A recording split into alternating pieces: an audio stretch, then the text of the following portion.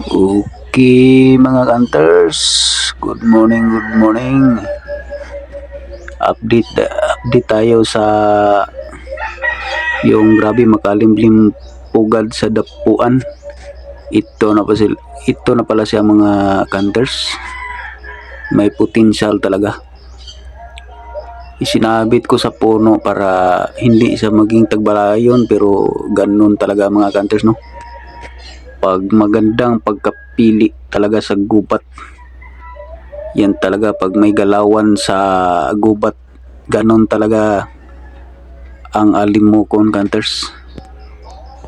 Di na talaga siya magbabago. Yan, no?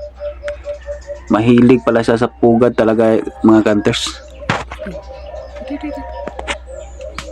Mailap pa to mga hunters, oh. Mailap, sobrang ilap to, pero napakatindi na alimokon. Ilang buwan pa to, pero napakapalaki na at may mahilig talaga sa pugad.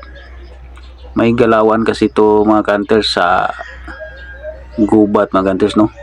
Kita naman sa previous video ko mga hunters. So may potential talaga, magandang pagkapili. Yung iba mga hunters wala talaga, walang galawan, mailap. Siya mga hunters, siya lang talaga ang may potential. So update lang tayo mga hunters, no, sa magaling maglimlim pugad sa dapuan. So i-transfer natin to sa magandang hindi man maganda ang kulungan, pero i-transfer natin sa pangkati na kulungan. Okay, thank you for watching mga hunters, no.